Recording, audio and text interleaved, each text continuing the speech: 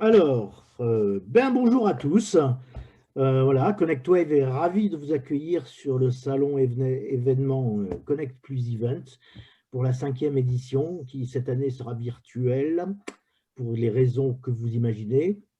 Voilà, on a donc préparé pour vous une série de 12 conférences et échanges autour de la RFID et de l'IoT dans plusieurs usages et couvrant des retours d'expérience toujours dans plusieurs secteurs industriels, retail, mais aussi techniques, comme le marquage CE, dont on a eu une précédente conférence intéressante. Donc, elles se succèdent tout au long de cette journée. L'ensemble de ces conférences seront accessibles à tous en replay sur notre chaîne YouTube et sur notre site.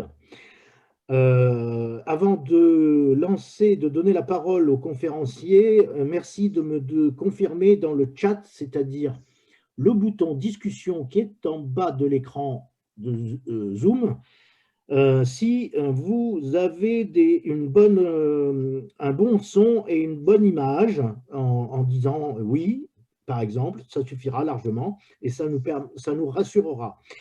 Pour vos questions aux intervenants, merci de les noter dans le bouton qui est en bas aussi de votre écran, QR, et on aura le plaisir d'y répondre avec nos intervenants à la fin de cette présentation. Voilà, donc il est 14h et quelques.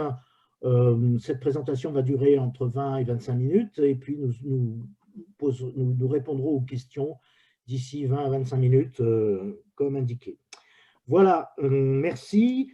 Et à vous, Louis Gorintin, directeur de laboratoire nanotechnologie, capteur et connectivité chez NG Lab Crigen, et Julien Werly, ou Verly, je ne sais plus comment on fait en français, wagon, Verly. wagon. Comment? Verly. Verly, voilà, c'est ça. Ingénieur de recherche, toujours chez NG Lab Crigen. Louis, c'est à vous. Merci Philippe. Bonjour à tous. Bienvenue pour cette session de présentation d'un développement qui a été réalisé par Julien Verly ici présent dans le cadre des activités d'Engie. L'objectif est d'être capable à la fois de vous présenter le contexte qui nous a mené à ce développement de produits, ainsi que les conditions dans lesquelles cela a pu se faire, comment Engie a participé et du coup quels ont été les enseignements que nous avons pu tirer de ce type de développement et comment cela permet de structurer de notre côté notre approche générale. Engie est une société mondiale qui travaille dans le domaine de l'énergie et des services à l'énergie, et je commence ma présentation par vous la présenter un peu plus en détail. Nous avons pour raison d'être capable d'agir et d'accélérer pour la transition vers une économie neutre en carbone par le développement de sociétés sobres en énergie et plus respectueuses de l'environnement. Nous sommes ainsi implantés un peu partout dans le monde, avec en 2019 171 000 salariés, un chiffre d'affaires de 60 milliards d'euros et une dépense en R&D d'environ 200 millions d'euros.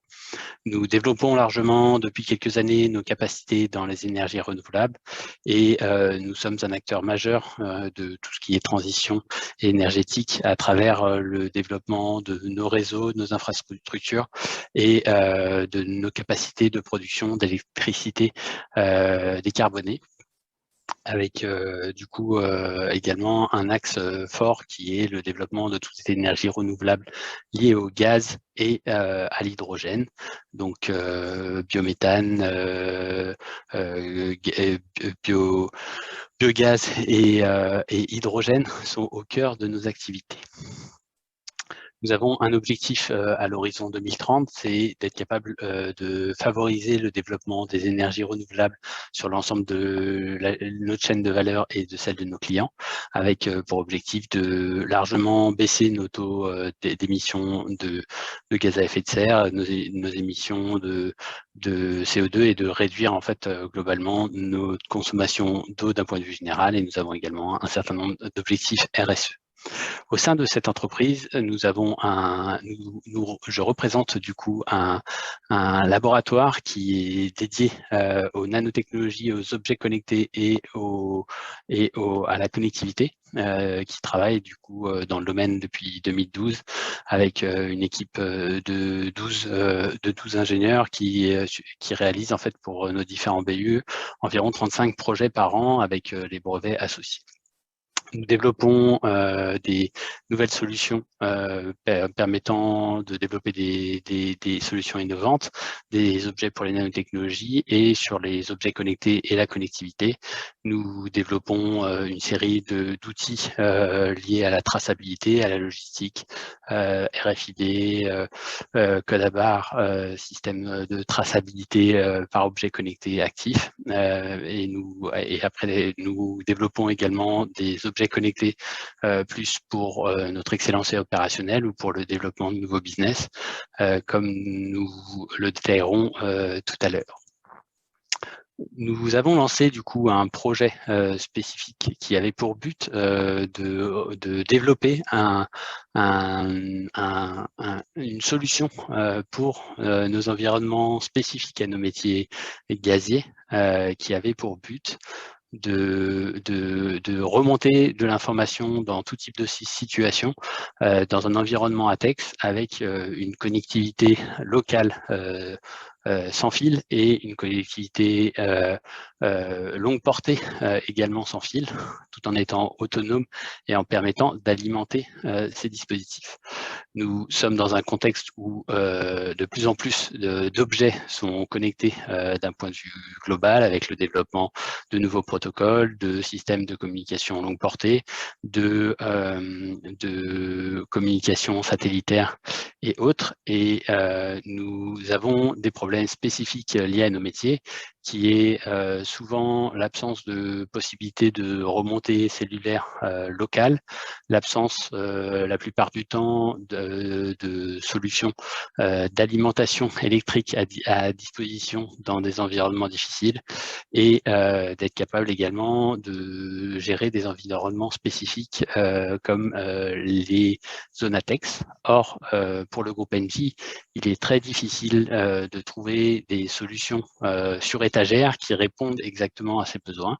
C'est pourquoi, dans le cadre d'un projet européen appelé MAPED, nous avons démarré depuis 2017 l'objet d'intégrer des solutions innovantes pour réaliser des dispositifs pour surveiller les processus de méthanisation qui ont pour but de produire du biométhane à partir de déchets agricoles et d'intégrer en fait ces outils de digitalisation dans un environnement décentralisé. Et qui dit décentralisation dit forcément une problématique de couverture pour certains réseaux qui en particulier en milieu agricole ne sont pas toujours au niveau attendu. Et donc, nous avons ainsi eu l'occasion d'interroger un différent nombre d'acteurs partenaires ou d'acteurs internes qui ont souligné un besoin de développement de capteurs spécifiques autonomes en énergie, de radiocommunicants et avec un besoin étant totalement atexisé et qui puissent s'intégrer sur leurs architectures PLC ou SCADA sans toutefois dégrader la performance, c'est-à-dire avec une capacité de remontée d'informations locale. Et donc, plus exactement, l'objet du projet MAPED est d'avoir un outil intelligent et connecté pour la traçabilité de bout en bout de l'ensemble des dispositifs de suivi de la vie d'un méthaniseur sur lequel on vient connecter des déchets qui sont les points d'entrée d'un système de digesteur et sur lequel on a un certain nombre d'étapes de digestion de ces déchets pour en faire au final un biogaz qui est récupéré et qui est soit utilisé en cogénération, soit injecté directement sur le réseau Engie ou sur d'autres réseaux. Aussi, nous avons travaillé avec l'entreprise Westwood Technical, qui est une entreprise anglaise, dans le but de réaliser un co-développement sur lequel nous avons travaillé ensemble sur la phase prototypage et sur lequel eux nous accompagnent sur la phase d'industrialisation et de mise en service des dispositifs d'un point de vue commercial auprès de l'ensemble de nos BU en interne, mais également auprès de clients externes. Donc, le besoin que nous avons pu être capable d'exprimer a permis de catalyser cette innovation et d'être capable de financer les développements associés à ce besoin. Le produit que nous avons développé est un produit, un data logger du coup à texte qui permet de manière aisée de se connecter à un capteur, de l'alimenter énergétiquement, de récupérer ces informations et si besoin d'actionner un certain nombre de dispositifs. Aussi, l'objectif était dès 2018 d'avoir une version prototype à fin 2018 et un dispositif fonctionnel ATEX dès fin 2019, ce qui a été réalisé. Et nous avons ainsi pu déployer dès 2020 la surveillance de systèmes de production de biogaz ainsi que la surveillance de différents dispositifs tels que la mesure de température et de pression dans des stations de détente pour certains de nos clients ou la surveillance de têtes de puits pour des stockages gaziers souterrains chez Storengy. Mais ces dispositifs peuvent également servir pour de nombreuses autres applications dans le domaine gazier ou dans le domaine industriel, où l'usage de ce type de dispositif de remontée d'informations en environnement explosif est nécessaire. Aussi, le produit est très simple dans son packaging. Ici, vous avez un dispositif qui fait 12 cm de largeur sur 10 de profondeur et sur 30 de hauteur. Et nous verrons après comment l'intérieur est disposé, qui vient du coup se raccorder à un capteur pour à la fois remonter ces informations captées par le capteur, mais également l'alimenter énergétiquement à travers une alimentation cache-fil. Et le dispositif a une connectivité Low Powered Wide Area LoRaWAN qui permet d'avoir une couverture sur jusqu'à 30 km, d'être facilement installable sur tout type de surface qui, si nécessaire, peut être IP68, qui a une certification ATEX zone 0, donc la plus exigeante, et qui a un casing en ABS qui lui permet d'avoir une durabilité à très long terme. Ce qui en fait un outil pas forcément uniquement adapté aux zones ATEX, mais également potentiellement aux zones très rustiques qu'on peut rencontrer sur des éoliennes ou sur d'autres lieux.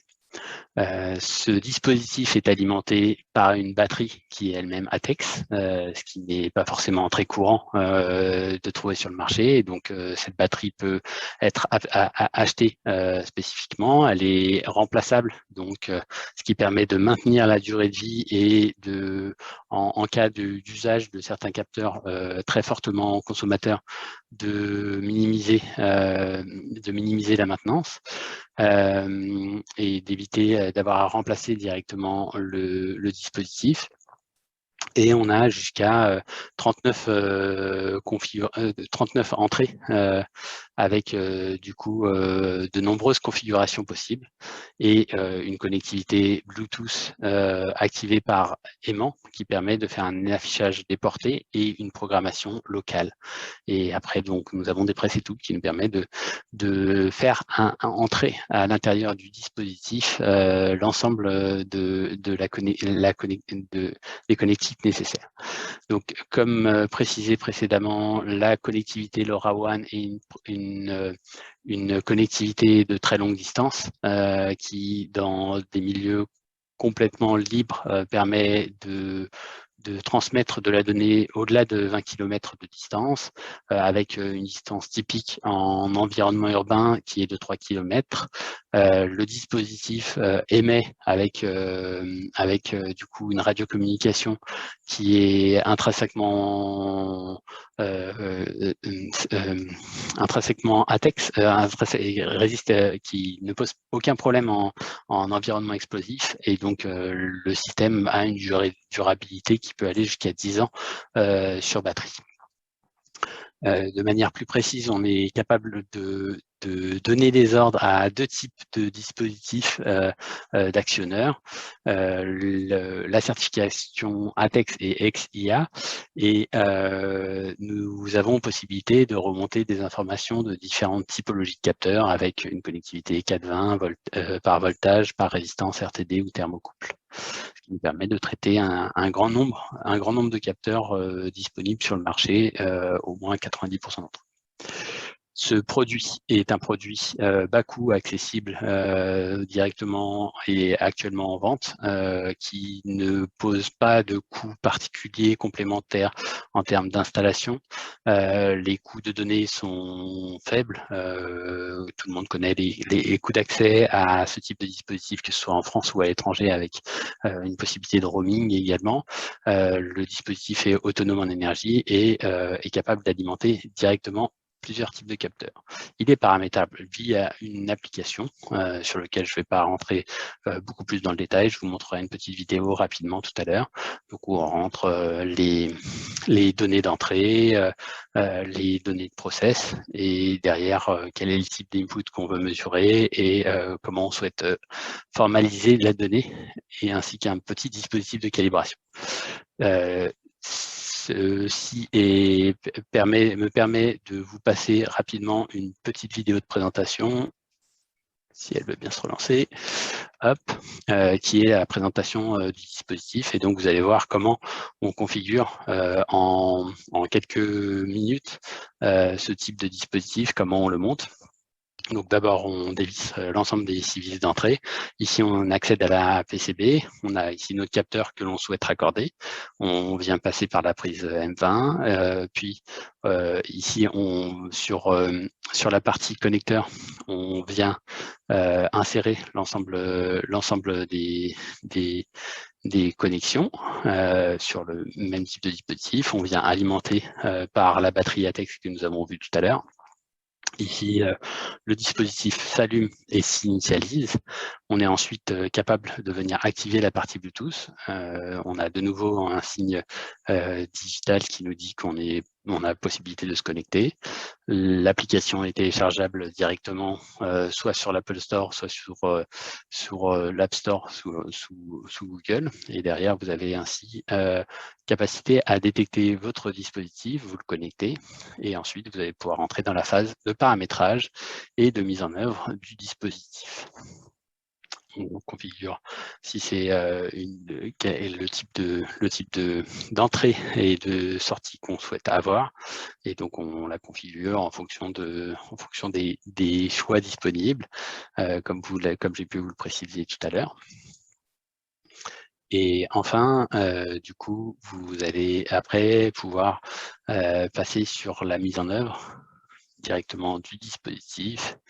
Et donc, vous lui dites combien de temps vous souhaitez qu'il agisse. Il est allumé ainsi 5 secondes. Et là, vous allez être capable de venir récupérer la donnée et ainsi être capable de l'afficher depuis votre smartphone et ou une émission à distance. Voilà, donc la configuration va ensuite s'écrire sur votre dispositif. Et vous pouvez ensuite lui donner des noms, télécharger la configuration et ainsi être capable de le mettre en œuvre. Je retourne à ma présentation pour ne pas perdre trop de temps.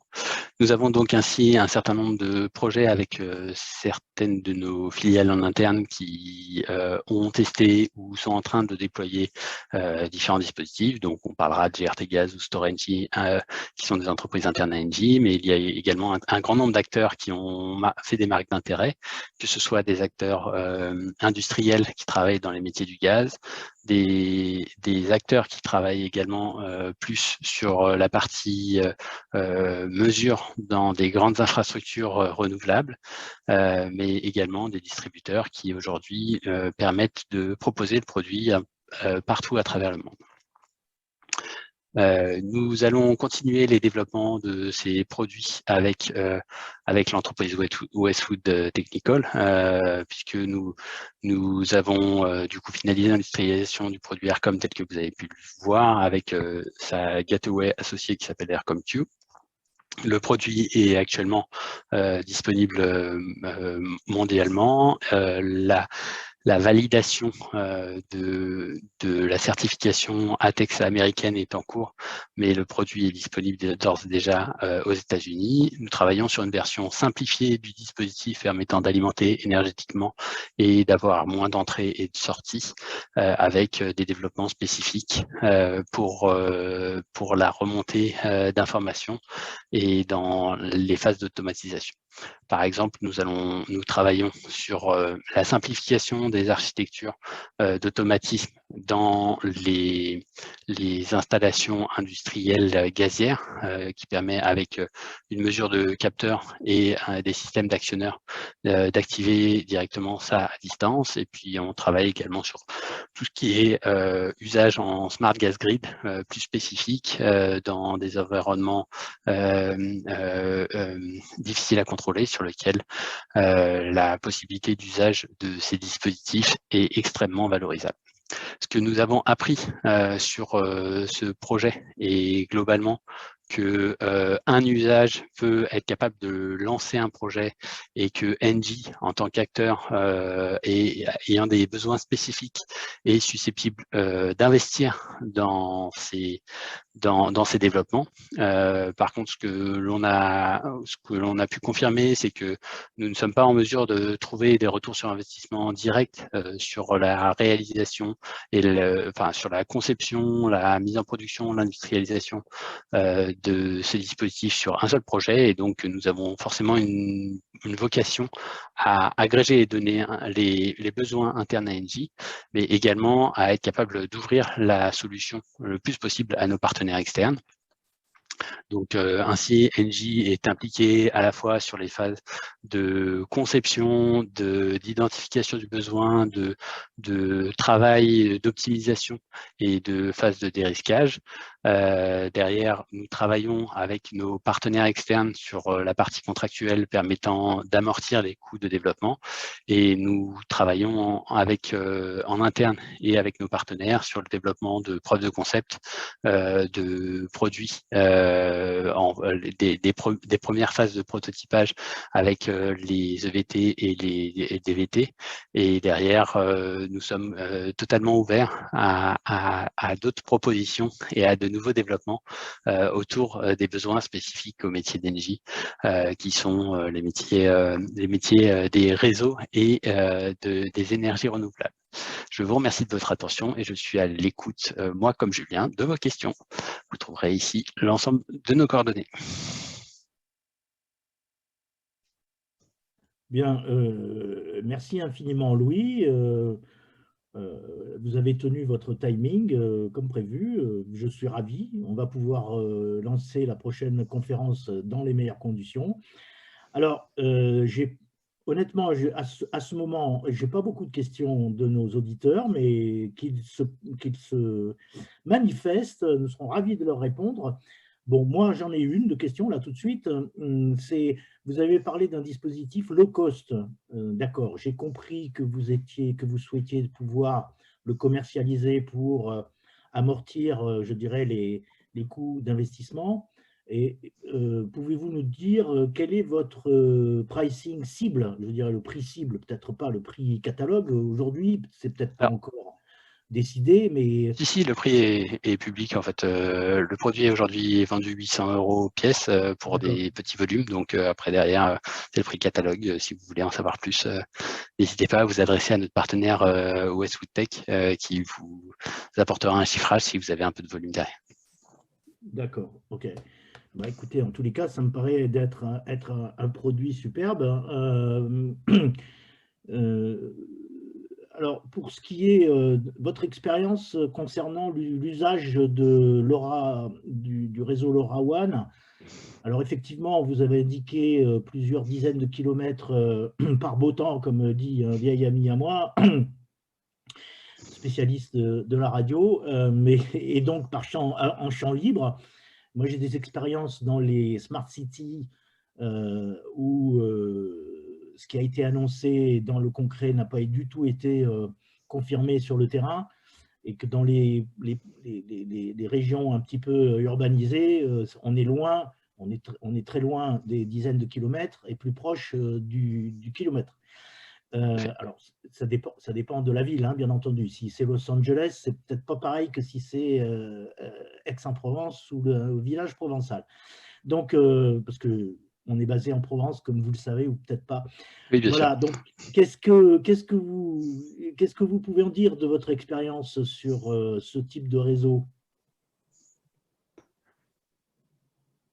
Alors, du coup, bien évidemment, les contraintes de déploiement et de site surveillé sont cruciales pour être capable de savoir comment bien déployer ce type de dispositif, à la fois d'un point de vue couverture d'antenne et implémentation des dispositifs. Donc, pour ce faire, Engie et en particulier opérateur de certains réseaux low powered wide area et déploie de manière privée certains dispositifs low power wide area.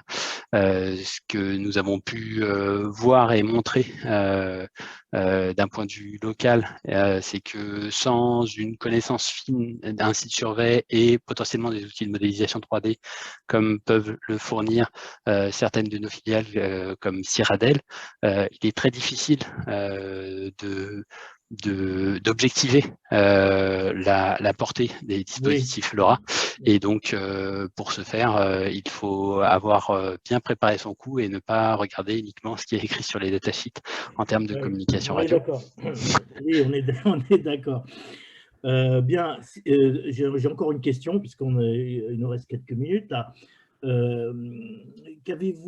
Comment vous avez adressé une question qui pour moi est cruciale dans l'IoT, c'est la question de la sécurité des données et comment dirais-je, la lutte contre les risques de hacking ou d'intrusion par le biais de ce type de matériel. Alors, je ne sais pas si Julien, tu veux répondre ou si tu souhaites que je m'en charge. Vas-y, si tu veux, il n'y a pas de souci. Du coup, les risques liés effectivement au hacking ou au piratage de données, faut bien comprendre que sur ce type de capteur, il est minime dans le sens où, admettons que vous soyez capable de récupérer la trame radio qui a été émise, sachant que ces trames radio-là sur ce type de capteur sont émises assez rarement. Donc déjà, il faut avoir la chance de pouvoir on va dire, récupérer la trame. Vous allez avoir des informations dont vous ne savez pas spécialement l'intérêt. Et donc, du coup, dans ces cas-là, le hacking viendrait plus pas de l'écoute, mais on va dire, recopier ou retranscrire ces données et se faire passer pour un capteur, justement, pour envoyer des mauvaises informations à l'automate qui va les gérer. Du coup, pour ces parties-là, aujourd'hui, on travaille sur des systèmes d'encryption, de cryptage de données à la base, et sur des systèmes aussi de certification de la donnée pour justement éviter ce type de problème. Oui, ok. C'est à ça que je pensais, mais vous avez bien répondu, enfin, en tous les cas. Pour moi, je pensais à une autre question. Est-ce que vous avez des besoins dans vos applications de géolocalisation de de ces dispositifs. Bon, alors c'est vrai que c'est vous qui les installez, que donc grosso modo vous savez où ils sont, et donc à la limite vous pouvez les géolocaliser à l'installation. Mais est-ce que vous avez un point sur cette question? Alors sur la partie géolocalisation, on a des problèmes de logistique, en particulier de traçabilité d'outils sensibles, de périmétrage sur des zones de chantier ou de la gestion dans l'industrie, sur lequel on a bien évidemment des besoins spécifiques, par contre pas forcément directement liés à un système de remontée multicapteur. Et donc, ce sera d'autres dispositifs similaires. On le fait d'ores et déjà sur de la traçabilité via RFID passive. Ce qui peut venir à l'avenir, c'est des outils de géolocalisation en temps réel pour être capable d'avoir une traçabilité et du geofencing plus spécifique. On a en particulier un besoin spécifique pour la cartographie et du geofencing en ville, dans le but de mieux cartographier les réseaux. Et donc, on a un projet spécifique dans le domaine, et toute compétence à proposer est le bienvenu, avec un des objectifs de mieux gérer les travaux, la cartographie, la topologie, qui sont des problématiques crucial dans nos métiers en particulier, car nous avons beaucoup de réseaux enterrés, et la connaissance de la vie du sous-sol est quelque chose de complexe. Donc des repères géolocalisés dans la ville sont bien les bienvenus, et nous sommes actuellement à la recherche de solutions dans le domaine. Eh ben, parfait. Écoutez, je pense qu'on va pouvoir clôturer cette conférence. S'il y a des questions qui surgissent, eh bien, on les traitera par écrit et en back-office. Voilà, il ne me reste plus qu'à vous remercier infiniment pour votre timing serré et cohérent, et en plus de la clarté de votre présentation et de vos explications qui, j'en suis sûr, nos auditeurs ont certainement apprécié. Merci Louis. Merci Philippe, nous restons à et merci Julien. Voilà. Merci à vous. Merci à vous. Bonne journée. Bon après-midi. Au revoir. Au revoir.